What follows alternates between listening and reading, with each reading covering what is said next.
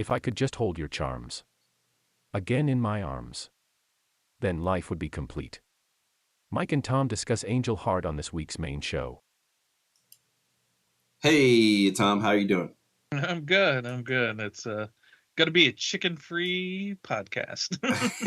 Yeah, well, I don't know. I hate to tell you, but I think that is not going to be true today or this week. But yeah, but all the same, yeah. I'm Mike, and my co-host here is my co-host. We're all the same thing. Tom, and we are the first, last, the Nerdom. Before we get into it, too quick, we're going to kind of plug our show here, and we just want to say a big thanks to all those who do tune in and enjoy our show, whether you enjoy a few minutes of it or the whole thing. We would appreciate it if you could share it around. Also give a like or comment, and really would love it if you could subscribe too. We'd really love that.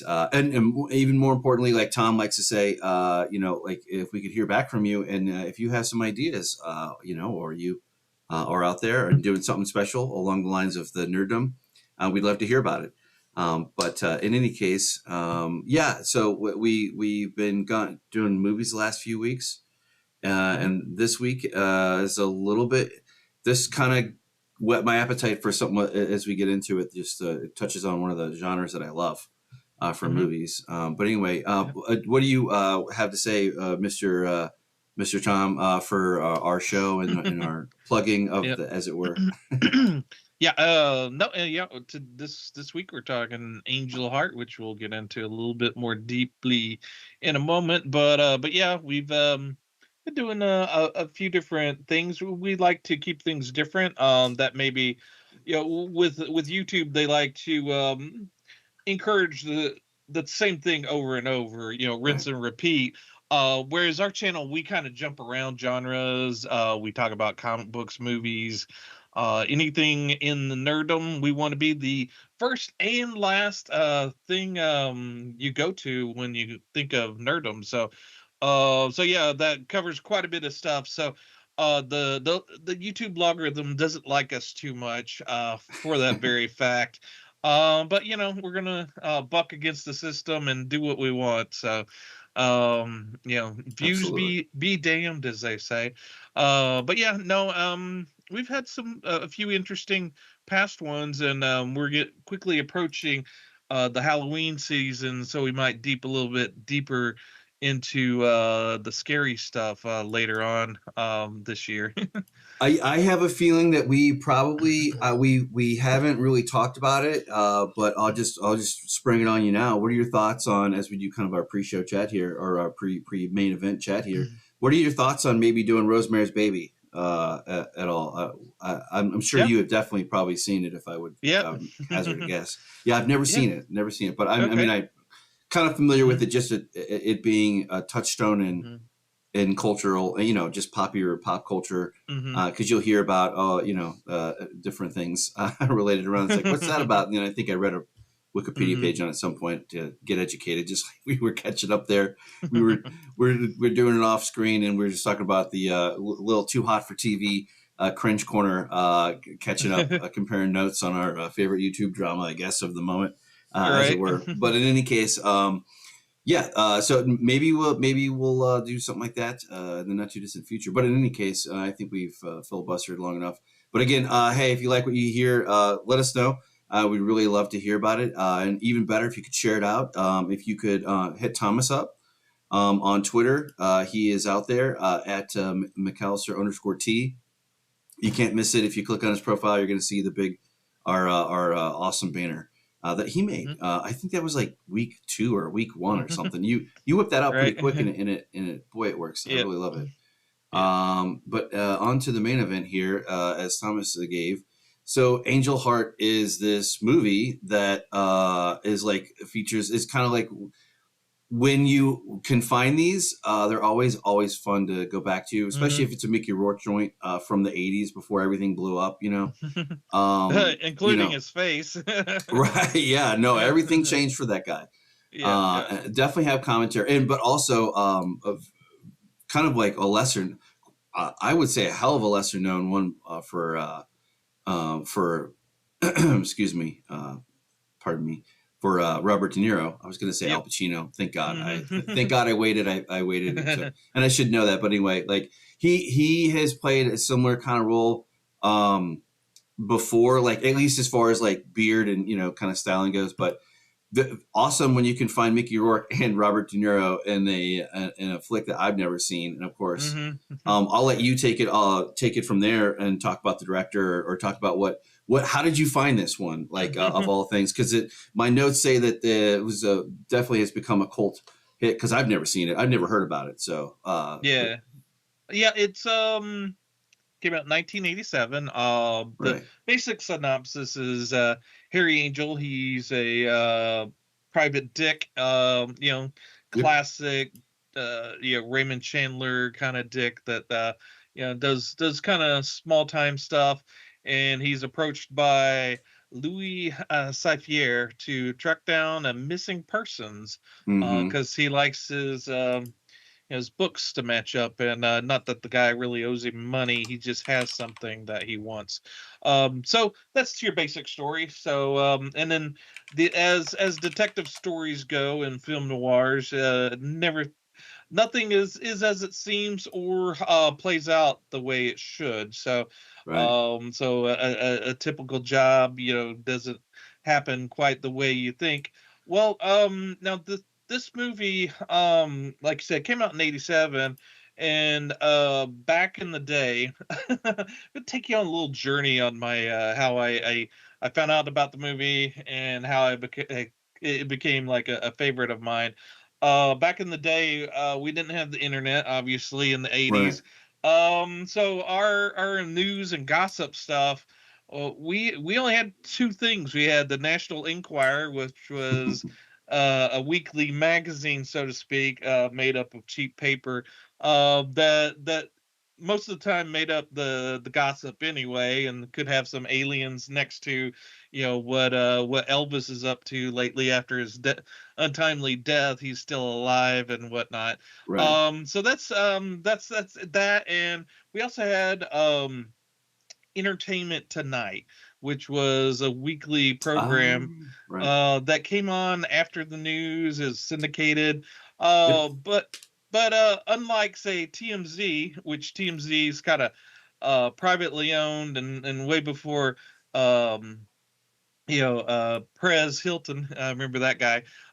This show got all of its clips and everything from the studio. So the rumors and stuff that it broke was nothing big, nothing.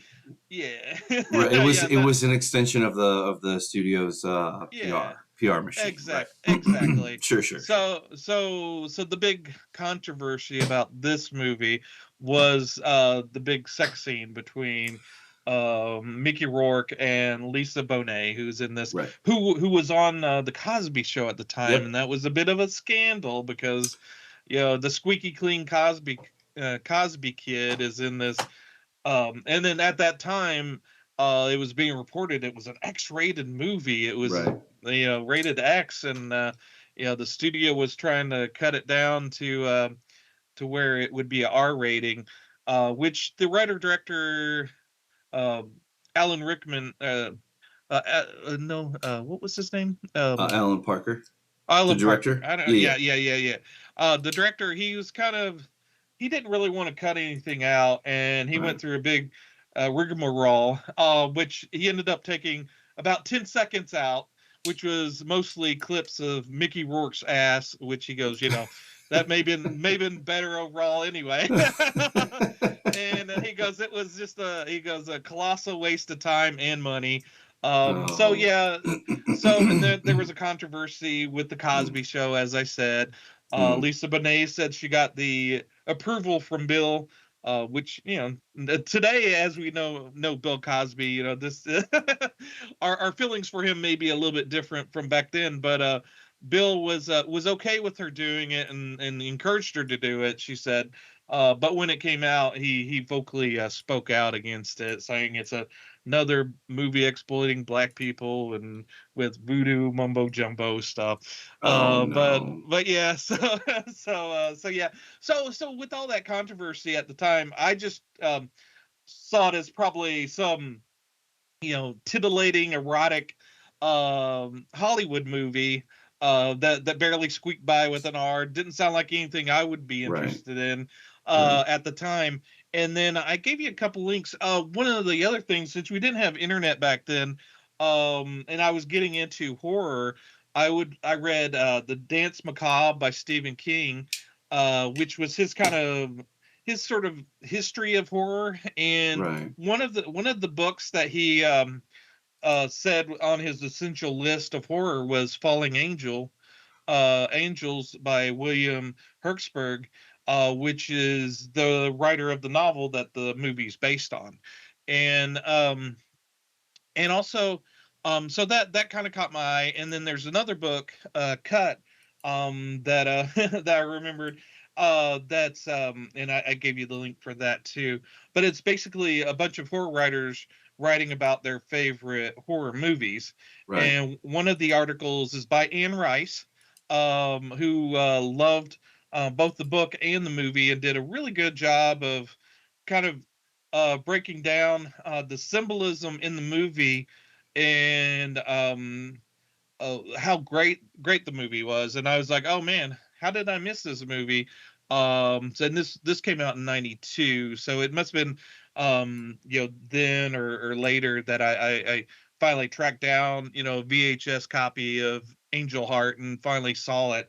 And it's since become one of my favorites. And I thank Anne Rice for leading me in the right direction. I'm not really a big fan of her writing, but her love for that movie and book kind of encouraged me to seek it out. One other background information I'll give you is William Hjortsberg. He tried to make the movie. The book came out in '78, and even back then he was trying to make it into a movie. And there was a lot of Hollywood interest, but they didn't like how it ended. And even when he had Robert Redford attached to it, they still couldn't get the studio's interest in it. They kept saying, "Why can't it have a happy ending?" So, which totally misses the point of the movie It's or not that kind of and the movie book. Yeah, at exactly. all.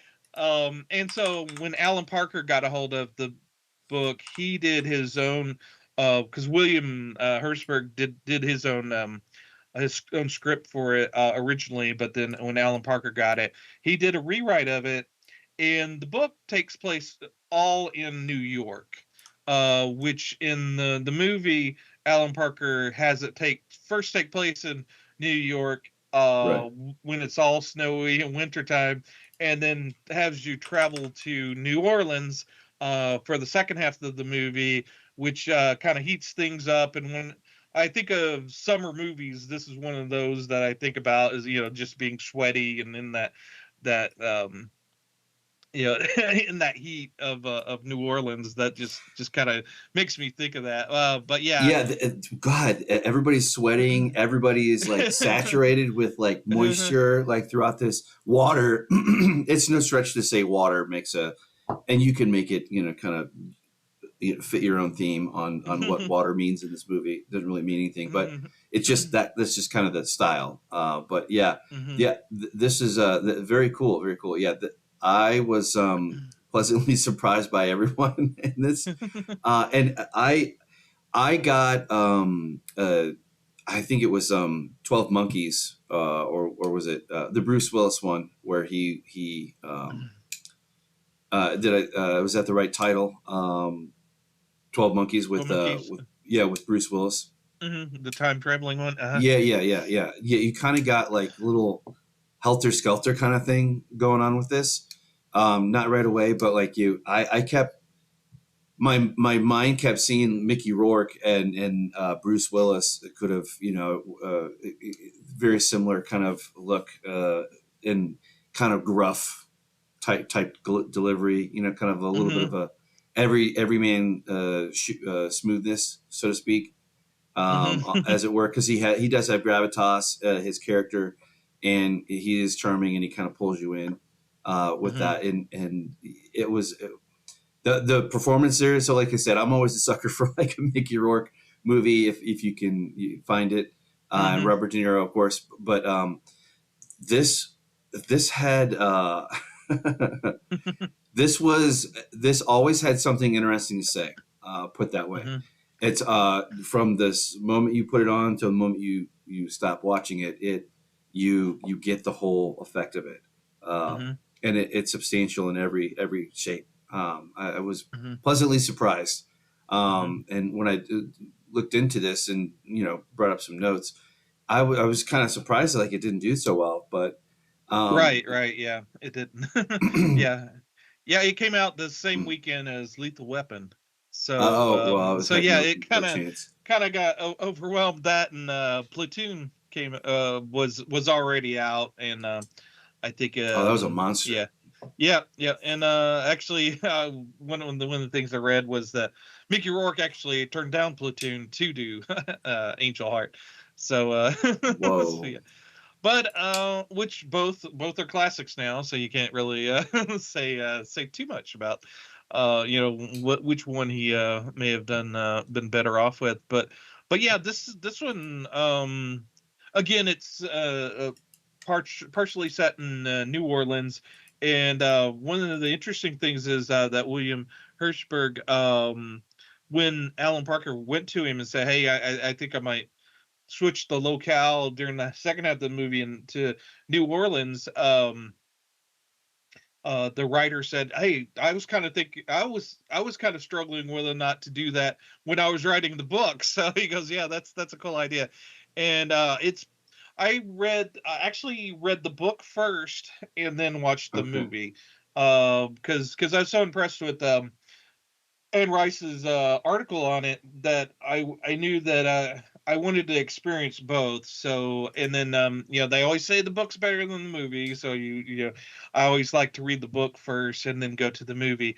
So knowing a lot of the there's some, obviously when you have a film noir, you have some surprise elements. You never know who the killer is, or there's a mystery to your film noirs, which is true for this. So even though after reading the book I kind of knew what the story was, I still found the movie as riveting as it was. And also, another thing I want to bring up,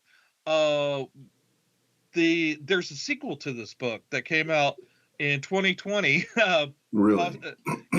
Right. It came out right after he died. I don't know if it was in the process of being published. But yeah, because I believe he died in 2019, and the book came out in 2020. But yeah, so I've heard mixed reviews on the second books, but I do recommend the first book definitely.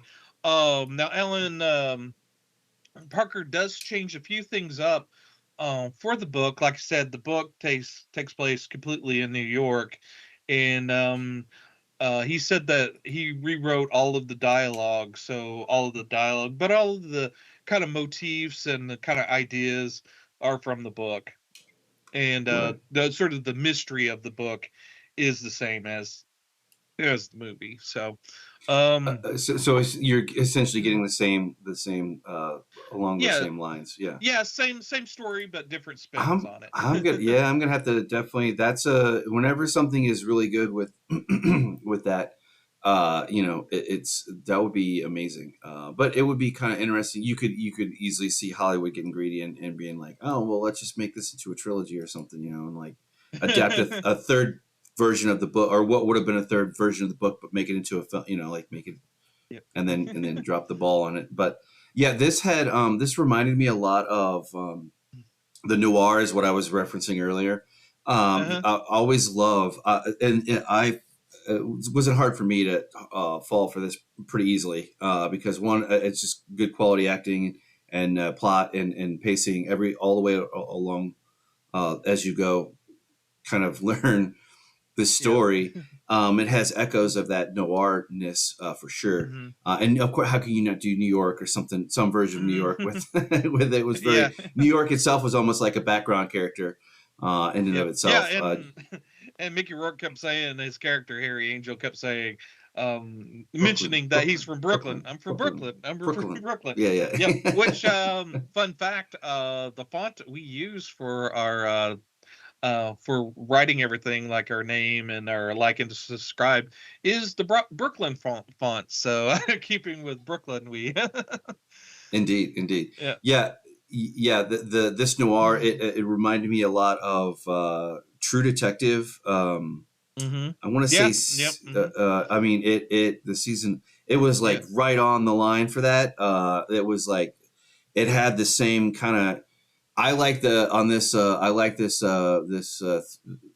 review that I found here that I just read while we were talking and pulling this up here doing the show.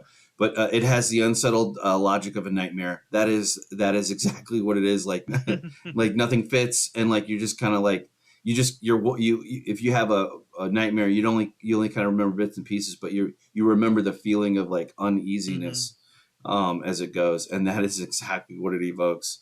And it just gets I love it because it gets weirder and weirder and weirder in all the right spots. Yeah. Boy, De Niro, good God. You kind of like from the get-go, like you are thrown into this weird, I mean, it uses horror and gore as a backdrop really well. Or a punctuation or exclamation that's point. True. Yeah, occasionally. Yeah, this is when I was getting into horror, I found that I enjoyed horror and wanted to read and see as many movies as I could, but I wanted the good stuff. I always want the good stuff, and I found that when you mix a horror with a different genre, that was sort of my sweet spot. It was like take a genre and then put that extra spice in it, which is horror, and you didn't have something. So taking a film noir and mixing it with a horror movie, that just was right up my alley. And there's like there's a Western horror that I want us to watch, but yeah, that horror gives it that extra zing to it. It does, yeah, and you can see why this became a cult classic for obvious reasons. But like, there's this kind of like this buildup, and I also had I don't know if you had heard this or knew about it, but it was if you I fortunately I didn't until I didn't do that. I read this after I already watched it, but it was something about when at the very end of the movie, at the credits, like there's a voice that you can hear that says, "Harry, is it you, Harry?" Or excuse me, it was there's a whisper on the black screen saying, "Harry, Johnny." Have you? Is that true at all? That you are? Yeah, I didn't actually go through and. Yeah, you kind of have to listen for it, but yeah. And that's not giving anything away. That's just kind of like a cool little factoid, if anything. Yeah. Towards the end of our discussion, I want to get into a little bit of spoilers, just because I wanted to. Well, you have to. You kind of have to. Yeah, you kind of have to do a full discussion, but we'll warn you. We'll leave it to the end. All right, we'll put that on the caboose there. Yeah, exactly. But yeah, when I was recommending it, I was looking for my I was thinking I was going to stream it, but I was doing some cleaning. I was searching for something earlier, and I was digging through my Blu-rays, which this is a thing with physical media. Sometimes you forget you own something, and I had the the Angelheart Blu-ray. Which was actually a godsend in that it has Alan Parker's audio commentary on it. Oh, damn. And, that would be awesome. That's awesome. And what they call selected scene commentary by Mickey Rourke, and an interview with Mickey Rourke, and then also Alan Parker. They're separate. Alan Parker is a fount of information. Great guy. He does. I think he's since passed away. I think he died in 2020. That's what I saw. Yeah. But he was a British gentleman, very interesting, entertaining. He did make some comments, like he said that there's a scene where early on, Johnny breaks into a doctor's house, Mm-hmm. and he's kind of creeping around, and he goes, this scene was so nice that the guys from Seven stole this scene, and then and That's pretty which cool. you can kind of see where they were maybe inspired by it. And then there's a running theme through the movie where something intense happens with Harry Angel, and you hear this overwhelming heartbeat, which he Mm. said many movies stole after this movie, which Mm. which is true. I mean, that's kind of a staple. Another thing about this movie is a lot of the reviews were bad for it. I think it was one of those movies that you say is was there was before its time, in Mm. that it kind of broke ground and a lot of people didn't know what to make of it. If you remember during the 80s, one of the big things culturally that was happening was MTV and MTV videos, and that Yeah. fast paced videos where you have quick cuts, a lot of quick cuts with cutting from this to this, and um, a lot of people did not. Older people did not like that type of storytelling Um. within videos, and what was happening at the time was a lot of movie directors were coming from music videos, and then also kind of taking that rhythm and applying it to movies. And Right. this movie, one of the things it does is a lot of quick cuts, a lot of symbolism. There's Mm. points to what he's cutting and highlighting in those quick cuts. Very true. But that there's that flashy, which you take a obviously this movie you don't want to show to a kid, but if No. you show to a older teenager or guy, a person in their 20s, that never experienced the history of cinema through the ages, Right. they would just think it's a maybe an interesting movie. The quick cuts wouldn't phase them whatsoever. But at the time, you got to remember, '87, it was very daring in that aspect of it, and a lot of people were turned off by that. Yeah. Yeah. He also said that it was a mix of genres, which it is for sure. Like Hmm. to touch on that aspect that you were talking about before, and it definitely had that. Also has my favorite, which is like that psychological thriller. I like to call it the you're just dropped in a vat of acid that is the psyche sphere sometimes, and Hmm. you just kind of figure it out. I love that type thing. It makes you question what you just saw. That type of Hmm. thing, but they don't beat around the bush for anything in this movie. They get right to Hmm. the point. And those this is another thing too, like where you're talking about those jump cuts or those quick cuts. Sometimes in movies, like modern movies, like they don't make any damn sense. Like where you have Hmm. this and then you're kind of like why did you show me this? And it ends up being nothing later on. Right. Like there is nothing more. I'm not going to say that they're super frustrating, but they're annoying if at Hmm. worst. And sometimes at worst they're confusing and they don't make any sense. But this is not true with this movie. Everyone that you see builds and makes sense. Like Yeah. even if you don't quite know what's around the corner, it doesn't. Right. It's not like it's not rocket science. You know, he's not Hmm. putting on a some abstract art Hmm. house kind of statement. You know, he's just Yeah. he knows what he's doing, and it Yeah. shows. Yeah. And oh, go ahead. Oh, yeah, and one of the symbolic things they uses throughout the movie is fans, which I sort of like noticed a that. harbinger of death before someone dies in the movie. A lot of times you'll Okay, see a fan, and that's so the way funny. he described it as the blades are like a guillotine, and it kind of has that kind of kind of symbolism for him. So that's why he did that. But there's maybe another reason that kind of triggers me that I'll mention later on. But yeah, but he was very meticulous in what he filmed, like you said, and nothing is extraneous. Everything makes No, sense.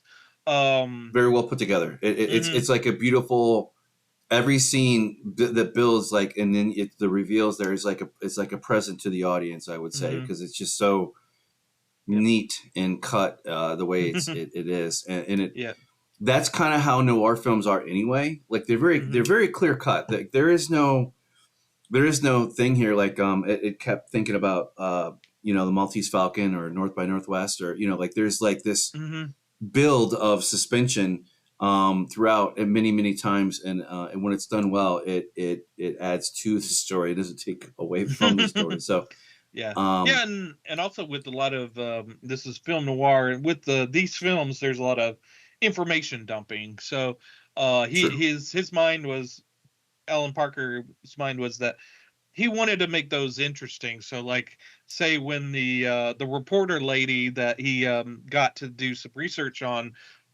Johnny Favorite, that he's trying to track down, right. while they're dispensing with all the information, they're getting ready to have sex. So he's stripping her down. So with all that information, maybe you're not paying attention to the information, but it's there for you. But he made it interesting with a little bit of TNA there to kind of keep you going. But yeah, and there's also a scene where he goes to the beach to try to track down this fortune teller, and very interesting. The guy's name is Izzy that he talks to on the beach, and I guess he runs one of the places on Coney Island, but he's sitting out there during the middle of the winter, kind of sunning, and his wife's out into the beach, standing out in the water.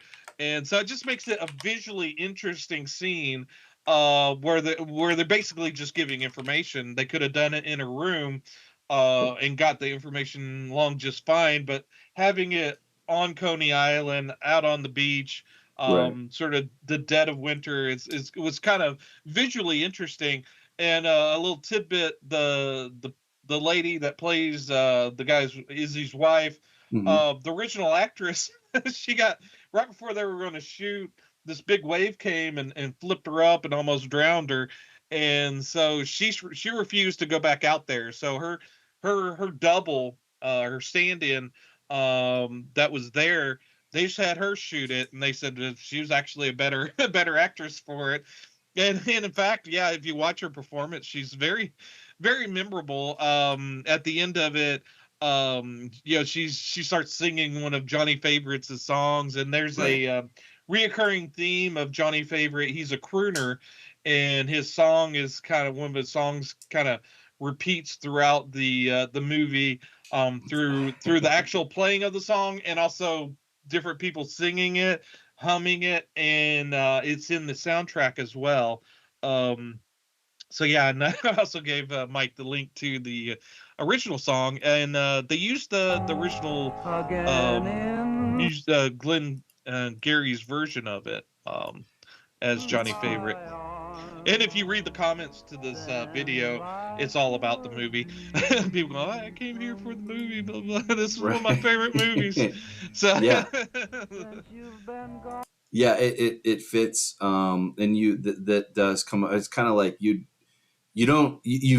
by that point, by the time you recognize that you've heard this, you've already they played it like in and out of the movie as you kind of progressed along the storyline, to figure out who and what these people are and what all this means. Yeah, and this movie's packed with information. Like, one of the things that he made sure, like I said, with those information dumps, he made sure that they were visually exciting scenes. But also there's a, when he goes to get his fortune read by an acquaintance of Johnny Favorite's, and he mentions Johnny Favorite's birthday, which is in the movie February 14th, Valentine's Day. 1918. Yep. Yeah, 1980. And so the February 14th, Valentine's Day, is actually Alan Parker's birthday as well. That's and so he changed it to that, mainly maybe just because he wanted it to be his birthday, but also he said, with all this information that's being dumped on you, the key being February 14th, may stand out to you, and you might remember it better as the movie goes on. So he did everything he could to help the audience along so that they weren't too confused. And they even added an extra scene where right before the Coney Island scene, there's a scene where Harry Angel's on a tape recorder, kind of giving an update to Louis Cypher on the tape, and that was a scene done about a month or two after the movie, just to kind of help with the storyline of it, just to make sure the audience was there with them. And if you look, Mickey Rourke's hair and beard is a little bit longer in that scene, but it doesn't stand out unless unless you know that's what that was done later on. But also the thing about the birthday, the fun fact in the book, the Johnny Favor's birthday is different. It actually is, I forget what day it is, but it's the same birthday as the writer of the book. Oh, very cool. So Very cool. so it's kind of there's a lot of synchronicity within this movie, which the writer of the book was very happy with the movie, even though a lot of changes were made. He was one of the vocal advocates of the movie. Yeah, the actors and they all did they all played their parts for sure. Yeah, yeah, Including singing and Mhm. kind of like you were sold. It didn't take long. Absolutely. And there's I guess there's a known rivalry, or after the movie, Robert De Niro and Mickey Rourke did not like each other. They had a bit of a tension on set. Basically, Robert De Niro's the method actor, and he didn't think it would benefit them for him and Mickey Rourke to talk between scenes. That since there's kind of a distance in the movie between the characters, maybe there Right. should be a distance off camera to kind of help That that makes along. sense. Yeah. And Mickey took offense to that. He didn't like that De Niro wouldn't talk to him, and yeah, there's a quote by him. I think IMDb, where he said, I used to look up to De Niro, but now I don't even see him. Oh my gosh. So Prima donnas. right, and Mickey Rourke is definitely a character. If you've seen any interviews with him, he's a bit of a character. And one of the benefits of the Blu-ray is there's an interview with him where he's sitting there in a movie theater, a darkened movie theater, holding his little dog, a little chihuahua, a little fat one, and he's petting it, and he's talking about everything except the movie. And then when you go to the selected scene commentary, it starts, and something's gone awry when it says no comment, quote, Terry. Oh, that's funny. And basically it's I guess whoever's producing this is trying to ask Mickey Rourke questions about the movie, and he's kind of refusing to talk about it. He said, well, I wasn't really into acting right then, and I just wanted to work with Alan Parker. He seemed like a cool guy. I didn't pick the movie because the content, I didn't even really remember what it's about, and I don't know. And so basically it's them trying to get him engaged with conversation and about the movie, and he's having nothing of it. That's a shame. That's a shame. Yeah. Well, the only my notes show that he said that he praised Parker. He said he's very, very good. Then he doesn't get in the way of the actor. But that's a shame that he couldn't. Well, and of course, Mickey Rourke. He had a run, and then he kind of fell off a cliff. Right. Until very recently. Then he kind of had a resurgence, but he's still. Yeah. He's no Robert De Niro. I mean, he's great, but he's no Robert De Niro at all. Yeah, and I think this Blu-ray, the extras were done for the DVD, and they just transferred them over to the Blu-ray. So that was probably done in the early 2000s when Mickey Rourke was still going through whatever he was going through at the time, right? Before he had his resurgence. So Alan Parker had some really nice things to say about Mickey Rourke. He said, and then in fact, he said, when Mickey Rourke and Robert De Niro were doing their scenes he says, instead of actors, they were sort of like prize fighters. They were kind of going at it with each other. And he said, as a director, you kind of just sat back and watch. And he said, this is why British directors want to do American movies, so that they could have these caliber actors to go at and do what they do best. So he said Mickey Rourke always had a thing where a lot of actors they can only act, but if you ask them to act and also do something with a prop or something, they're they can't walk and chew gum at the same time. Whereas Mickey Rourke really knows how to play with props. Like, even if it's just a newspaper, he makes it animated and really livens up the screen. And if you notice in the movie, he's fiddling with a lot of stuff. He's constantly doing that. I made a note of that too. Like, when from the moment I really noticed it when he took his first phone call, because it takes an extra layer of acting for me to actually believe that you're talking to somebody. He's got his all the all the accoutrements that are what his thing is. Yeah. It's so funny. He does it so well. It's just natural. Yeah.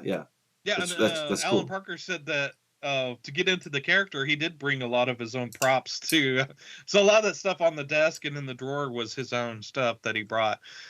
That's funny. That's funny. Another cool thing about the movie is the book was set in 1959. And the movie set in 1955. And the reason Alan Parker brought that back to 55 was because if it was 59, you're on the cusp of the 60s and of cultural change and all of that. Right. And he wanted to bring it back to more of a classic time. And if you bring it back to 55, well, nothing really truly changed a whole lot from 40 to 55. So you're making a even further back kind of classic. And then one of the things, and I didn't notice this, but it's true. A lot of times when you do a period piece, they make the mistake of, say it's set in 1985. Well, everything is from 1985. So cars, stuff in the house, everything's 1985. So, but that's not true in real life. In 1985, you had a bunch of stuff from the 70s still in your house. Right. You had everything. Yeah, everything was kind of aged. It's a mix, right? A mix, yeah. You don't throw out everything every year and revamp everything. So that was the cool thing about this movie, is that even though it was in 1955, they went with kind of a more classic look. And even if so the stuff that they used from the 40s, if it's aged looking, that's good, because in 55 it would be aged. That's very true. Mm-hmm. And they said that's so funny. Yeah, there's he said that they kind of lucked out with all the locations. Everything was pretty much shot in location, and that at one point he tracks down a cemetery in a plantation village, and that plantation village was there. Everything was still there. So they were able to use all of that as just a set. And but that's he said that they kind of lucked out with a lot of the locations. Yeah, I'd say it's very, very true. Yeah, because that is another thing that I noted mentally as I was watching it, was like I was very impressed by how they kept everything the same. Or like the ambiance of the age, even down to the trolley, like the dude, because if you see if you see some kind of modern take on it, it kind of pulls you out a little bit. But again, everything is very square cut on this, and it fits perfectly. It's like those walls at Machu Picchu, like where there's just no. Somehow they didn't do mortar. They just did. It just fit perfectly, and that really does just goes to the quality, and the attention to detail is very, very much missing in a lot of movies that are even newer and that have a lot more a lot more higher caliber actors as far as it goes. Right. But you're not going to get much higher than Robert De Niro and Mickey Rourke. And to her credit, Lisa Bonet too. Yeah, she kind did of holds her own. Yeah, she absolutely holds her own. Like Mhm. she knows how to kind of fill the space. Like when Mickey Rourke and her are walking and talking, kind of Mhm. going back to what you were talking about earlier. You feel that with her, like she makes it believable. She makes it all Mhm. very natural. And all these characters, their interactions are just Yeah. perfect. Yeah, Um, you believe that she's has had a tough life, and that absolutely. she knows how to handle herself, and yeah, and the another thing you were talking about the actors, Alan Parker mentions that he likes to use a lot of um local actors when Mm, he goes on location, and I believe one of those police detectives that show up kind of later in the movie. that's I think funny. the cross-eyed one. He was a local actor, and he ended up using him also. I think he said in Mississippi Burning. But yeah, so there's a lot of local characters in there, and then there's a scene where this kid's out on the street tap dancing, and Hmm. it's kind of intercut with it, and that kid was just happened to be on the street doing that, It's and they were funny. like, oh well, let's get this into the movie because that kind of fits in, and it really adds to the tension of that scene. And yeah, there's a lot of planned stuff, and then there's some stuff that's kind of happenstance that just, I guess, kismet. It just works for the Right. movie. And yeah, Mm, that's yeah, there's just a lot of little details in there. Also, fun fact, Alan Parker also did Fame, which is a completely different movie about a woman becoming a dancer. mm. But there's a voodoo scene, voodoo ritual scene in the middle of the movie, Right. and it's choreographed by the guy who choreographed Fame. Right. So, in which he actually watched a some old footage of actual voodoo rituals to kind of base it off of. And yeah, one of the things Alan Parker was talking about, he said, because he's watching this movie in the early 2000s, and this movie was made in 1987. So he goes, you know, waiting over a decade to watch it again. He goes, you know, I'm able to watch it as a viewer, and you know, Mm, the voodoo scene is very impactful, and you know, he was excited because he was actually getting to see it for the first, you know, time as a viewer, that's which awesome. was kind of exciting to him. And there's another thing about the movie. It's obviously set in 1955, and with that, it comes with all the baggages of the 55, all the especially since it takes place in the South. There's a lot of the Right. racial inequality and hatred and whatnot. This is Oh, yep. this is an ugly movie that shows the ugliness of it. One of the reasons why I wanted to watch it again and show it on the our program is that one of my podcast people that I listen to, he had mentioned watching this movie again, and he was Mm. talking about how politically incorrect it is now and blah blah blah. And I'm like, not really. I mean, it's not. It's just kind of a snapshot of what things were, and No. it's being as true as possible. And sure, maybe the sex scene, you could say something about it, but the morality of the movie is different than your morality. The Right. morality of the movie, the things that you're pulling away from the movie is skewed by the characters, and it makes sense for what's happening in the story, and it Right. makes it darker for those reasons, and Right. adds this extra layer of ugliness, and just yeah, it's I don't I don't it mean to adds. pick at your podcaster there, but like so like what the murder part just didn't bother you. If you want to take a stupid moralist approach to it, like um, that's so stupid. Like when we do that or whatever, and that's Mhm. just a.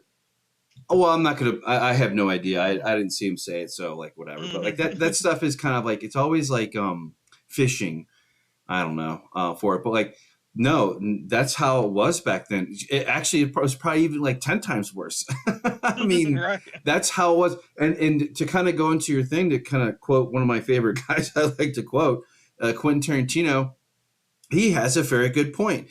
he said he pegs most movies that are made in this era in the last 10, 20 years have been very safe and very bland, and they don't take risks. They don't take this is a typical. It'd be kind of interesting to see what he said about it, maybe. But this is exactly the kind of movie that he's talking about. That's interesting. That is out there. That has contention in it. That has something to show you and tell you.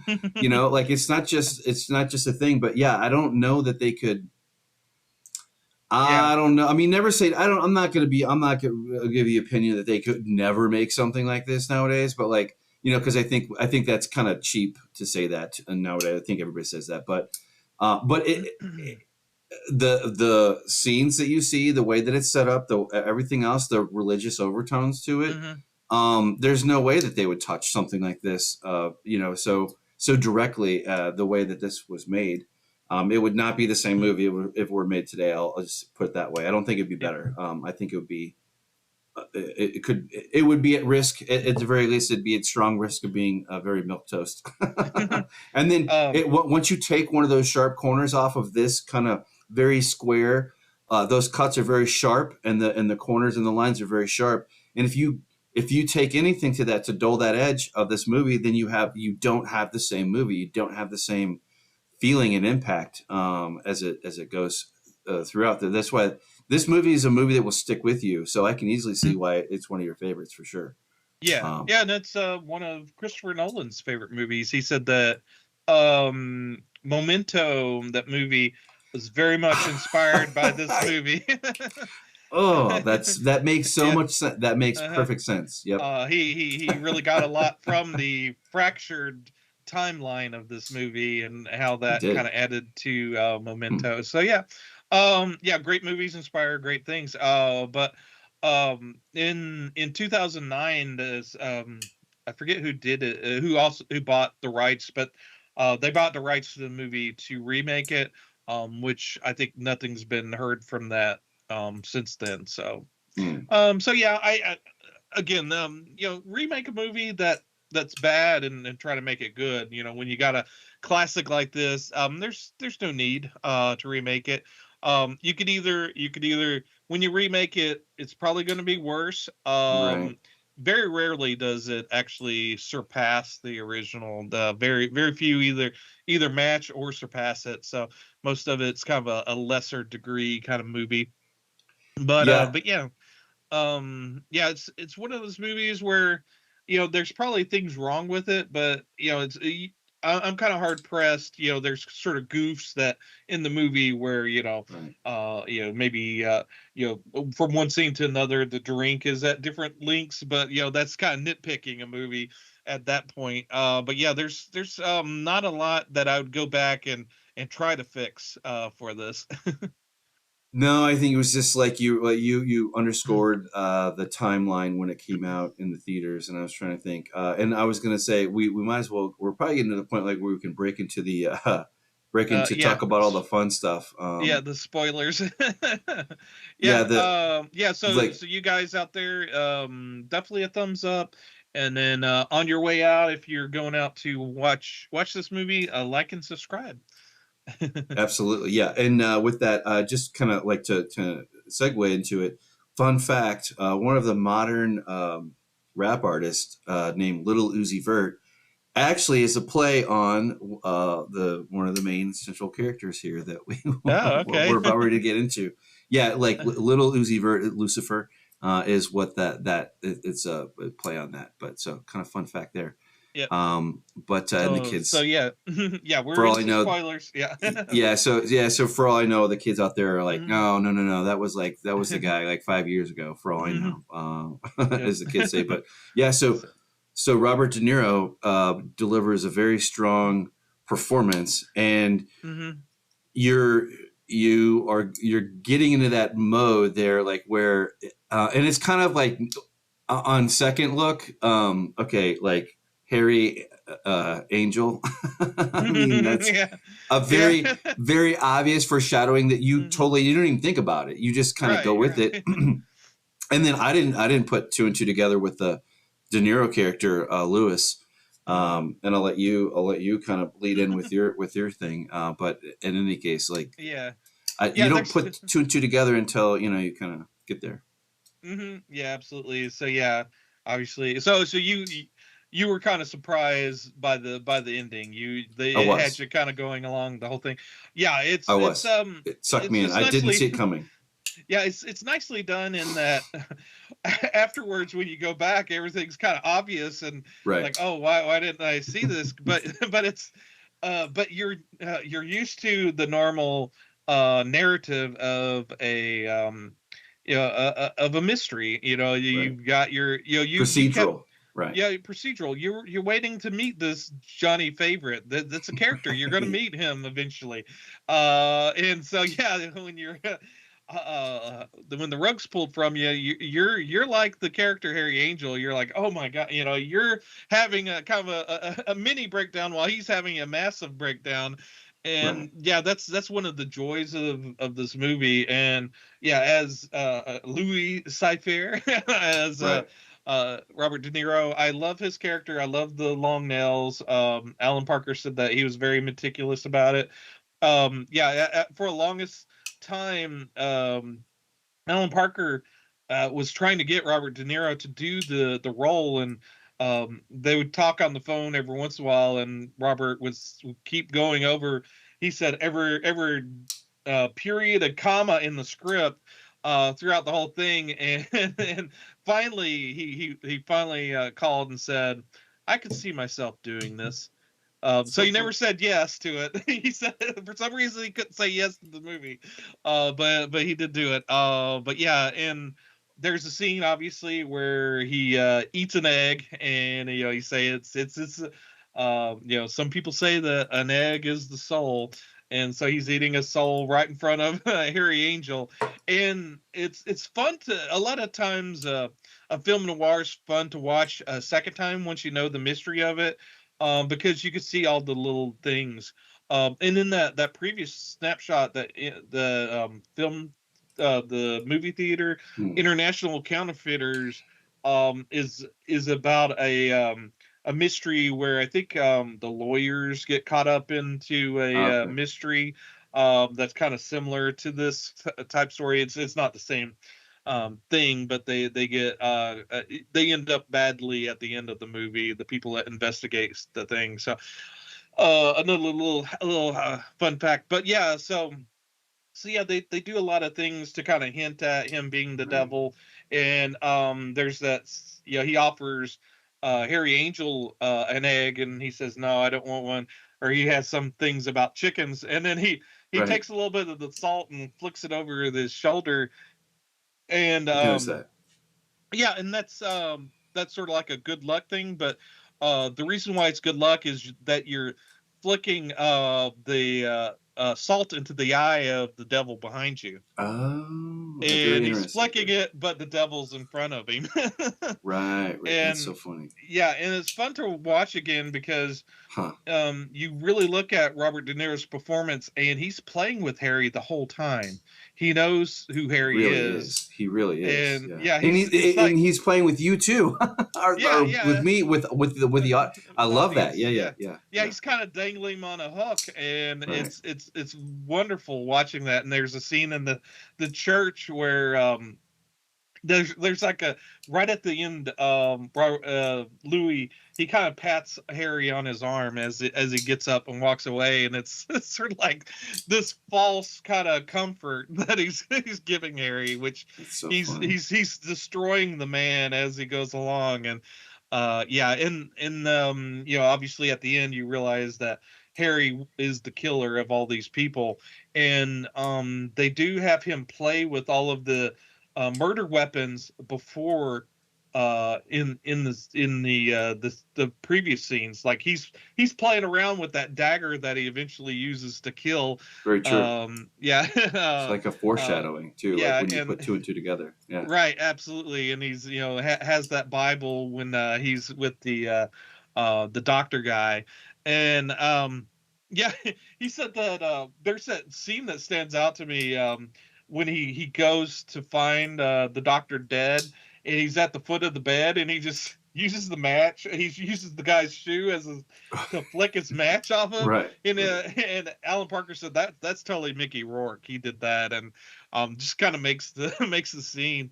But the thing with the fan that uh sticks out to me, the idea that it's a harbinger of death, kind of makes sense. But also, there's when I researched witchcraft in Salem, the thing about that's when he finds that little worship temple thing in the church. They said that that's one of the prop people came up with that.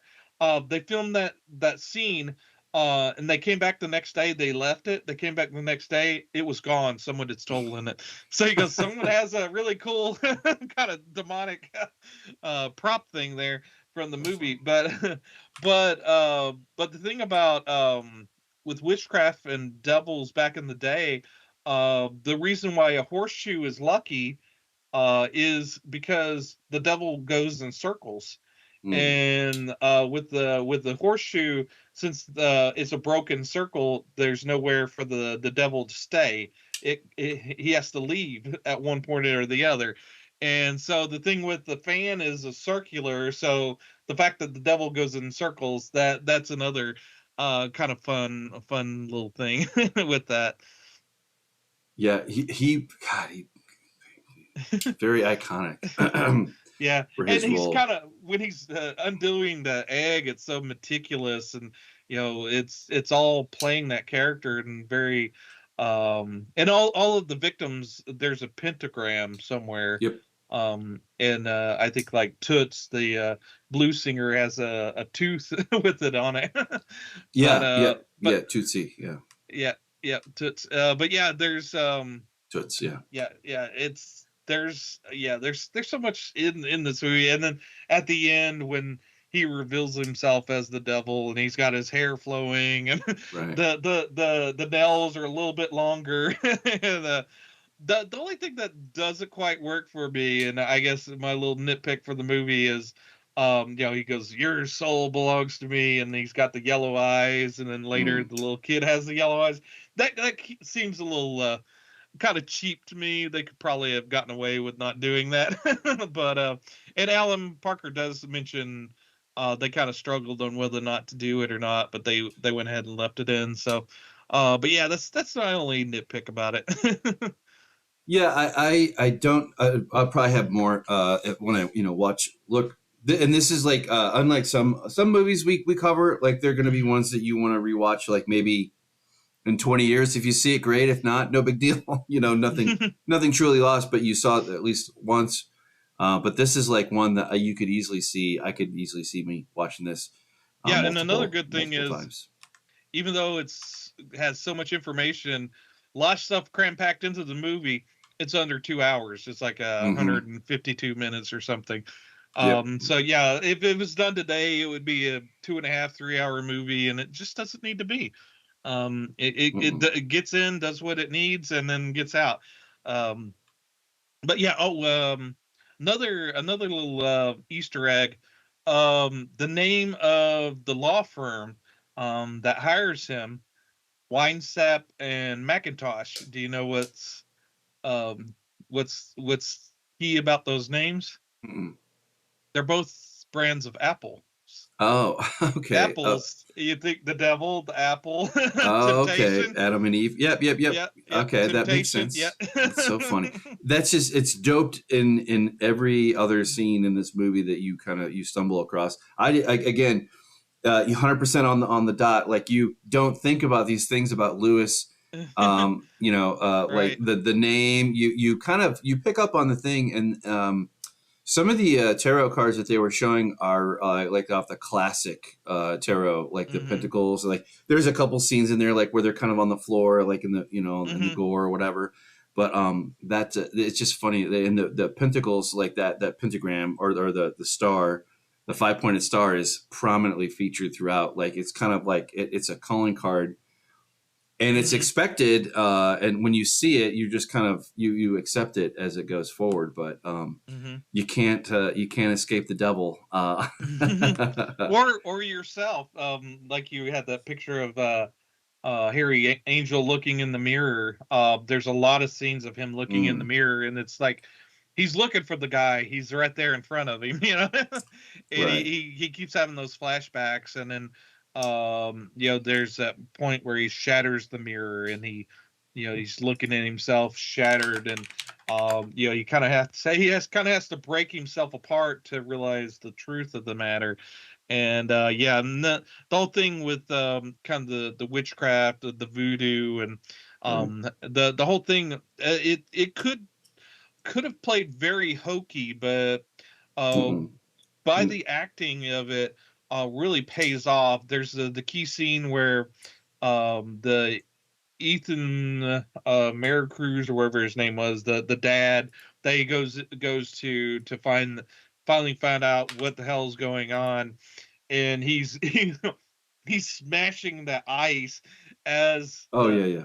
as Ethan's explaining what happened that night, and when all the voodoo went on, and so that scene could have played like normal, them both sitting down just giving the information, but the heightened reality of them yelling and screaming and going through the motions, you're right that you're riveted to your seat watching that scene, and it plays very well. And he's having this physical reaction to realizing what's happening, and he's in the toilet throwing up, and then the big reveal of him going out the room and finding that he had killed Ethan in the process of it. Oh, the Just reveal, right? yeah, it's just really amazing how they did it all. Yeah, the one thing they don't explain, they kind of leave it open, and I think they did this on purpose. Was the like, why is his character so not fond of chickens? Yeah, Like, that's true. not really. There's no, as far as I know, there's no real reason why, unless Mhm. you heard something in the commentary or whatever. You're a little bit, you're probably a few inches more deeper than I am, but aside from Alan symbolism. Alan Parker doesn't like chickens either, so Okay. maybe he just doesn't like chickens. But but yeah, there's now Alan Mickey Rourke didn't like the dogs in that scene where that Rottweiler goes after Mickey Rourke, and he's smashing it with the broom trying to get it off of him. He Right. said Mickey wasn't acting in that scene. He didn't like that dog, and that dog seemed to love to go after Mickey. So That's funny. That's funny. um and there's the scene where he first meets Epiphany Proudfoot, and she's washing her hair next to her little baby boy, Right. and Mickey Rourke comes up, and the kid just bursts out into tears. They said that actually happened when they were filming. The kid, for whatever reason, when he saw Mickey Rourke, he just was upset. So Nope. they left it in the movie, but it That's works. funny. It works. It kind of adds to the tension of that scene. Yeah, yeah, and I did make another note too. Like this is more of an adult note, but like when and we didn't really, we kind of touched on it a little bit, but might as well cover it. Yeah, the scene that was censored, which was the love scene between Mickey Rourke and Lisa Bonet's character, Hmm. and they are, it is very graphic. It is very. I don't think it's compared to nowadays, like where you see every other thing hanging out, as it were, like everywhere. It's not really a big deal, and it's so tastefully done considering the content of the film. I'll put it that way. But Hmm. there is when they're having their conversation.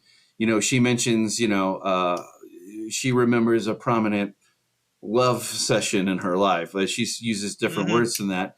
But I also kind of thought, like, oh, retrospectively, like looking back, it's like, yeah, there's a saying that is common phrase, which is, I'll kind of be cleaned up a little bit, but like, don't fall in love with crazy, but crazy can give you a run for your money and then some, as the Hmm. saying goes. But that was kind of ricocheting in my brain, like Hmm. when that when these things were going on. Like it's kind Yeah. of like funny. That's like, yep, that tracks. Right. It's Yeah, funny. It's funny. and I like how Harry Angel.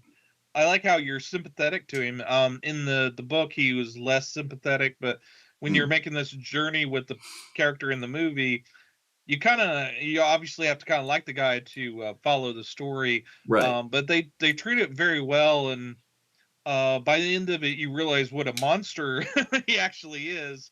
But he doesn't even know it himself. He's got himself fooled, as his real self is revealed to himself and the audience. You realize how dark and twisted it he is, and by the end of the movie, he's accepted uh, his how evil he is, and there's no point of redemption for him. So when he realizes that he's going to hell, he kind of accepts it. There's not any he's just kind of numb to the fact that, okay, yeah, this is it for me. And I like how they use the whole elevator thing at the end, but they use that elevator motif going down Right. throughout the movie, kind of representing, I guess, going down to hell. Right. Yeah, this one it was just awesome. I would love to try to find the commentary and try to watch that, or like if I can. Probably not, but why did I leave it there? Oh, I guess that's the end of the thing there. Scroll the pictures.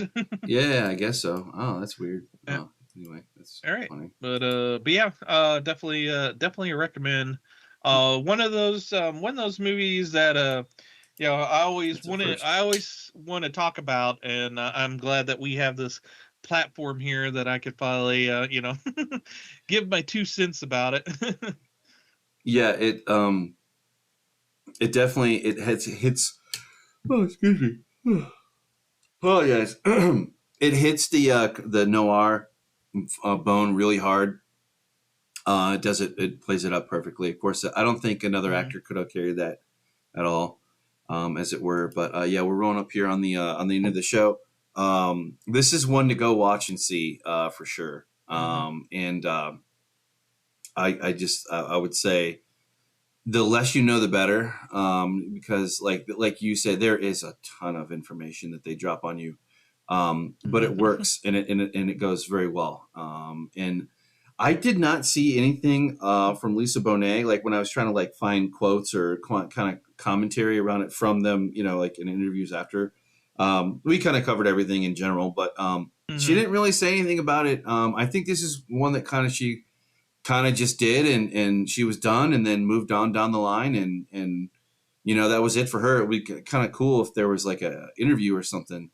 Yeah, I think from the time, I think when she did the movie, it kind of burnt her a little bit in that, she had her contract with the Cosby Show, but she became the member of the family that you saw rarely. So, I guess, I think Cosby was kind of done with her after the movie. So I think it might have tarnished her.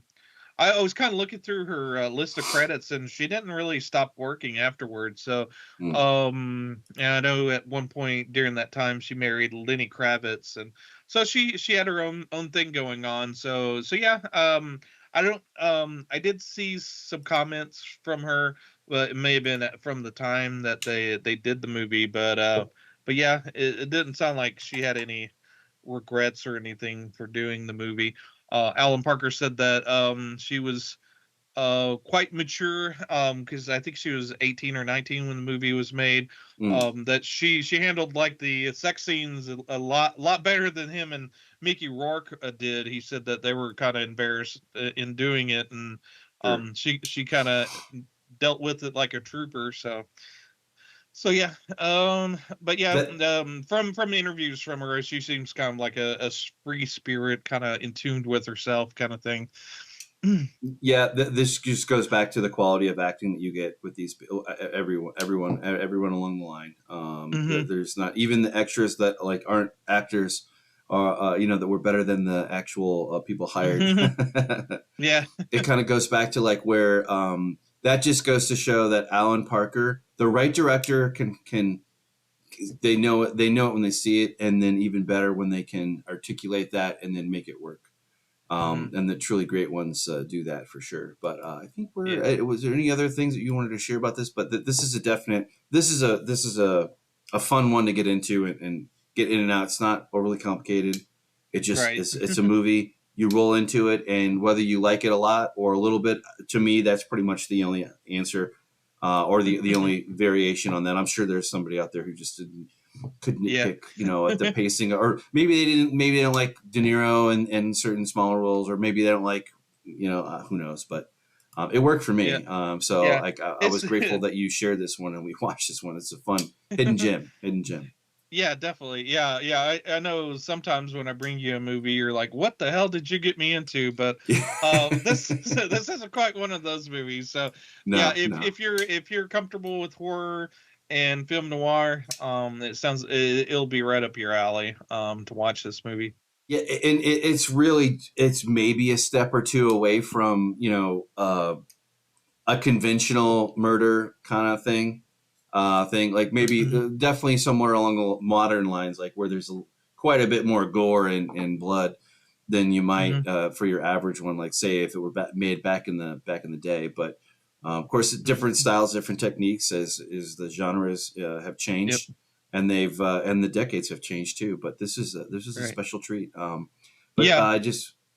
Yeah. One other thing, there's 2 deleted scenes that hasn't ever surfaced, but there's a scene where the reporter that gets the information for him, she gets killed, and then there's a scene where the lawyer that's seen in the first scene with Louis Cypher gets killed. He gets his head cut off. And now you do hear that he dies from Louis Cypher during the movie. But yeah, there is a scene. And at the time, there was a horror magazine called Fangoria that also kind of spotlighted horror movies and did articles about upcoming movies.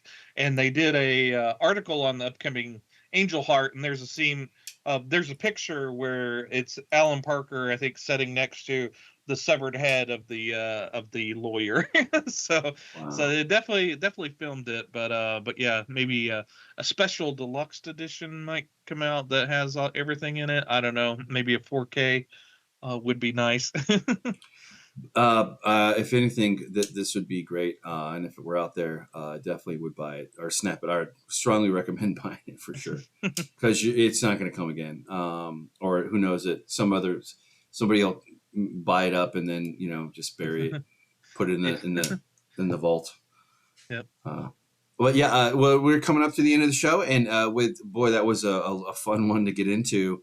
And tell us what you think. Like, what's your favorite noir horror genre mix or whatever film? Like that whole point of that noir is that's up there, just like with westerns. People have their own favorite whole. I know we definitely both do. Probably not so much on the genre, on the noir side, as far as like classic movies, because we haven't really talked about that too much. But it'd be fun to pull from one of those classics one of these days. But hey, we do very much appreciate you guys watching and listening out there, and tell us what you want to see in the future. But boy, we've got the last several have been really, really fun to do. And we could really use some folks out there to like, comment, subscribe. We really appreciate it very much. We were at 58, now we're down to 57. So we would really appreciate it if we could get that number back up. But as it is, it even if it doesn't happen, this is going to be 151 by the time we release it. But it's been fun.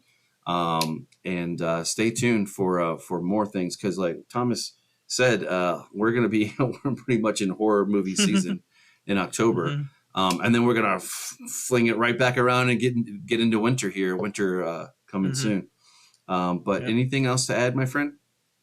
Just reiterate that meme. Look at all these chickens. Oh yeah, that's right. Yeah. We got a special treat. Toward the end here. But I've been Mike. And I'm Tom. Here we go. Here, hopefully it's still queued up. And the special treat. Oh, there's a delay.